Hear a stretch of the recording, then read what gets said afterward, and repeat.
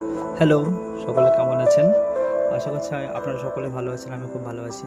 হঠাৎ মনে হলো যে আমরা চলো বত্তিগুলা যাওয়া যাক। যাওয়ার সময় আমার ভাইপোর সঙ্গে তাকরিমের সঙ্গে দেখা। তারপর ঠিক আমার বাড়ির সামনে হচ্ছে আমাদের রংমহল খেলার মাঠ। এটা আমাদের গ্রাম। সত্যি কথা বলতে ওয়ান টাইপ অফ পার্ক। জানি না কাদের কাছে কেমন লাগে। যারা এসেছেন অবশ্যই রংমহলকে অনেক অনেক তাদের ভালো লাগে আশা করছি। তো ফাইনালি আমরা বেরিয়ে গেলাম। আমি, শাহিনুর আর শামীম, সাহিল এবং ইমরান ছিল। এটা হচ্ছে বর্তিবিল আপনার সন্তোষপুর হয়ে মাধবপুর ওই দিকে যেতে হয়। দারুণ জায়গা, ন্যাচারাল ভিউ, খুবই খুবই সুন্দর জায়গা। যারা গিয়েছেন অবশ্যই দেখলে তো অবশ্যই ভালো লাগবে। বিঘে কি বিঘে এরিয়া জুড়ে এরকম বর্ষার সময় সম্ভবত এরকম জল জমে থাকে।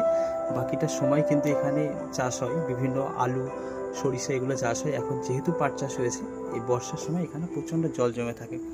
হঠাৎ ফোন করলো শাহিনুর, চ ঘুরতে যাবো হঠাৎ বিকালে। ঠিক আছে যাবো, চ যেতেই হবে, একটু ঘুরেই আসি, যাই।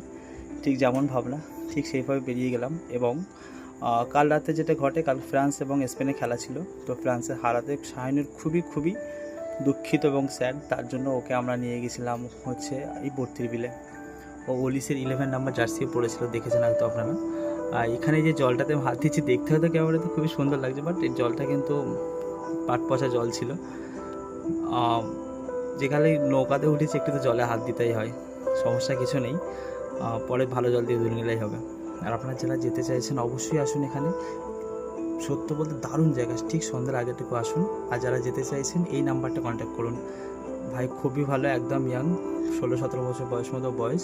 খুবই ভালো, তোমার কথা শুনবে, যেখানে দাঁড়াতে বলে দাঁড়িয়ে তোমাকে ফটোশ্যুট ভিডিও করতে খুবই সাহায্য করবে। এটা খুবই ভালো।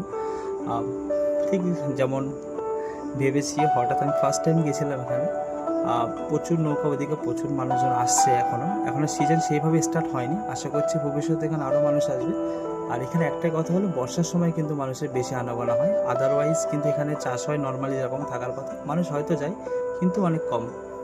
সকলেই ভালো থাকবেন এবং সময় পেলে অবশ্যই নিজেদের বন্ধুদের সঙ্গে ঘুরতে বেরিয়ে যান। তাতে কি মনটা ভালো থাকবে, আপনি ভালো থাকবেন।